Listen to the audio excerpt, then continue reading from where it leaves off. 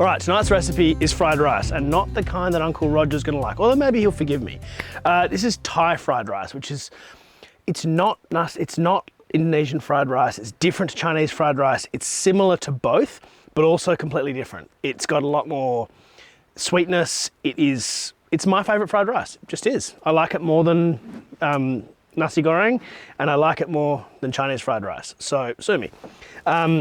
It's also incredibly easy if you just do a little bit of prep, and I mean a little bit of prep, a little bit of chopping, and you're all good. I don't have a beer tonight. I'm actually having a little scotch and soda because about half an hour ago, I hit 100,000 subscribers. So thank you very much for all that. That's something I certainly never thought would happen. I really, really, really bloody appreciate it. Well, I should probably cook something for it, but it's just one of those things that snuck up on me. Anyway, let's start this preparation. So, I'm gonna get a little bit of garlic. Oh, I didn't tighten the knobs tight enough. That's never happened before. 2 years of this trailer. I was just like fine tuning it before, so I just didn't tighten the things up properly. See? Not a normal thing. I didn't lose any ingredients, that's good. Now, if you're wondering how I can have a fire, I am on the south coast in Denmark, where they have the fire regulations on private property are done day to day, so it's really good. So I'm completely legally having a fire on private property. It's my parents-in-law's property, and it's bloody beautiful and green and cold. I'm in a hoodie, and like, I'm wearing shorts, and I kind of wish I wasn't. I kind of wish I was wearing jeans. All right, so finally diced this garlic. You can kind of use this as a bit of a, like most fried rice, you can use this as a fridge surprise. So any veggies you've got in there, anything really, just keep to the basics. Like, you know, your garlic, your onion, your chili, you don't have to put chili in it, and then your sauces, and obviously your rice. You don't have to add egg, you don't have to add meat, you don't have to add anything in particular. This is just a base for adding a bunch of stuff, so do whatever you like. Now we're going to go half an onion diced. So I probably should have peeled that first. I must say, scotch and soda on an empty stomach is it's a bit buzzy. It's lovely. Recommend it. But not if you're going to drive. It's not how you're supposed to cut onion, but I'm doing it anyway.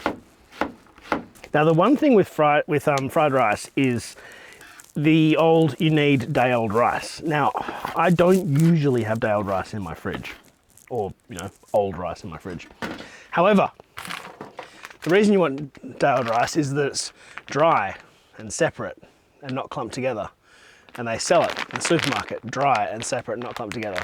So packet rice actually works incredibly well for fried rice. Don't get me wrong, it's not as good as like homemade stuff, but in a pinch, these are like $1 and great to keep in your camper or your car or in your house for a quick emergent, like last minute cook up, you know, get a bit of garlic, bit of onion, bit of sauce. You're pretty good to go from there.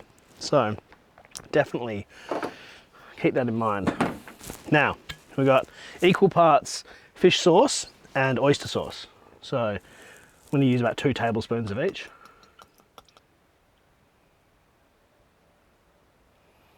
Now both of these are actually gluten-free, so this whole meal is gluten-free.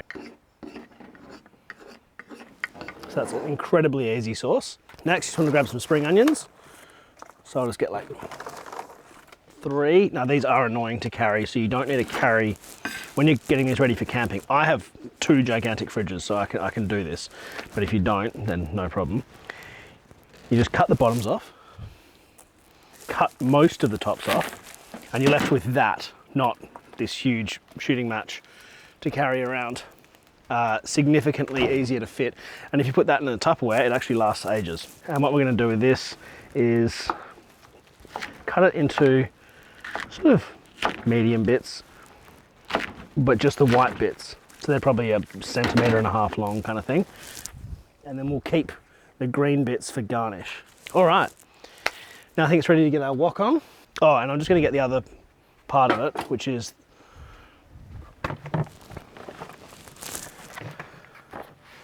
two other parts of it. Bloody scotch. Prawns. I got so much flack for using raw prawn meat in an episode not that long ago, saying it was cheap imported Chinese stuff. It's not. These are from Fremantle, Kalis Brothers. They're really good. There's like 10 k's from my house. But yes, they do actually process seafood in Australia as well. A couple of nice eggs.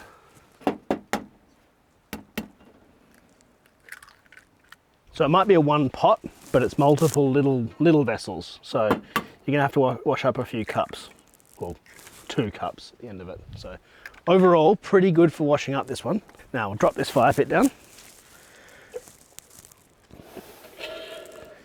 Wok. I'm using the mini braai tonight. I'm actually using the mini braai for this whole trip, which is kind of fun. So it's quite small, it only fits one sort of thing on it. And that's the kind of part of it, is I want to see how I go with just one vessel worth of cooking room. Because I think for your average person, when you have a gas cooker and a fire, one vessel of cooking room is actually tons. Oh, also, yes, I did bring chopsticks this time. Proper chopsticks, cooking chopsticks. And the time I brought it was to do a Thai meal. And if you don't know why that's dumb, it's because they don't use chopsticks in Thailand. Well done me. But just technique wise, it works well with chopsticks. Now we've got that on, we'll chuck some of these ingredients in. All right, hot oil starting to smoke. Not necessary for the initial bit, but not a problem either. Always onion first. Onion takes longer to cook than garlic. This is only going to take a few seconds.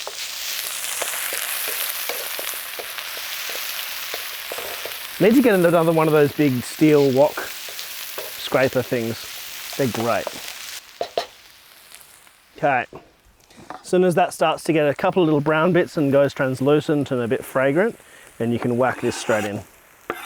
The garlic. Now all I'm doing here is I'm just going to get this jasmine rice and I'm going to put like 2 tablespoons of water in it. And that's it. Now if you want tons of heat, I've actually got a little pile of sticks under here, which are really useful. So if I want to get more heat on this, all I do is whip that off and go bang, and all of a sudden I've got Dim Sim Lim's wok burner. Now, I'm not making that name up. It's my mate Vincent. He's on TikTok and Instagram and stuff, and he's got a really, really cool wok burner. Just suddenly realised out of context that sounded kind of racist. It's not, I swear. We're friends. All right, that's going to absolutely crank now. And this is also another area where fire, if you don't have a professional wok burner, fire is going to do such a better job than gas. Like very few camping burners are going to get anywhere near as hot as this. No camping burner will. Wok burners will. Dedicated wok burners. All right, let's do some scrambled eggs. Now I've got a bit of heat into this. So you push this off to the side as much as you can. It's not as much heat as I would have liked, but it's good. This bubbling around the edge, that's a good sign. So the long chopsticks are great. Now, prawns. You don't have to use prawns. You can use chicken, you can use beef, you can use tofu, you can put whatever the hell you want in, but come on, prawns. Pretty hard to argue with. You just want them just in there. Again, whoop, whoop. No! Lost one. All right, sauce and rice. Oh, I forgot to add chilli into this. I might actually just give it a quick squirt of sriracha, that'll help. It's not the right thing to do. You're supposed to put fresh chopped chilies in, but I don't have time because this is cooking fast. Now, dark soy would be better, but I like to show these sorts of recipes with normal soy because most people don't carry dark soy in the bush. Dark soy is actually less salty and more, well, dark. So it adds a darker colour to the dish. Sriracha. And right at the end, just a little bit of sesame oil. Probably like a tablespoon. Tablespoon. That'll give it some freshness and a nice gloss. And see how I'm not stirring it right now? I want to get that bit of blackness or brownness on the bottom. If you stir it constantly, it'll be more of a homogeneous color. As you can crisp up some of the rice by just leaving it down the bottom for a few seconds. Look at that heat. Exactly what we want. There's pretty much no such thing as too much heat for fried rice. All right. Leave that to brown on the bottom and we'll serve. That looks good to me. Yum. Okay, time to serve up. Oh, see, that's the bit, that's what you're looking for, that little bit of brownness underneath. And then obviously a bunch of prawns. This is definitely gonna be my lunch tomorrow. And when you do reheat this, do yourself a favor, refry it. Get yourself a wok or a fry pan, get it as hot as you can, put a bit of oil in there and refry it. And it comes out so much better. Spring onions. Those are the green bits from before. There's so many green bits. Some sesame seeds. I wish I had some like chili crunch or something. Chili crisp, the one. Now don't worry, I'm not going to be a complete Neanderthal and eat it with chopsticks. I will eat it with a spoon. But first, we clean up and we do gratuitous B-roll. New year, new music. Enjoy.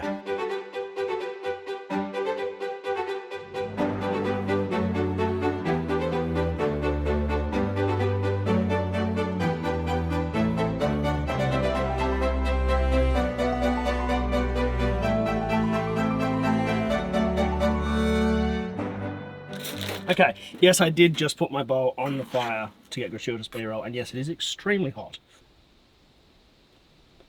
This is a staple at home. I knew it was going to taste like. It's so good. It's this like sweet, salty, spicy, umami, kind of a mix of just good flavors and textures, and the only thing that could even make it better, actually got some, a few fried shallots, add a bit of crisp.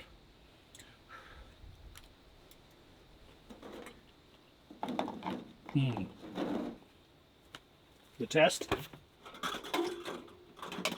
One of these. New CB Co Hazy Pale. So it's like a Mandarin one. It's not their Nipa or Nepa. It's a different one.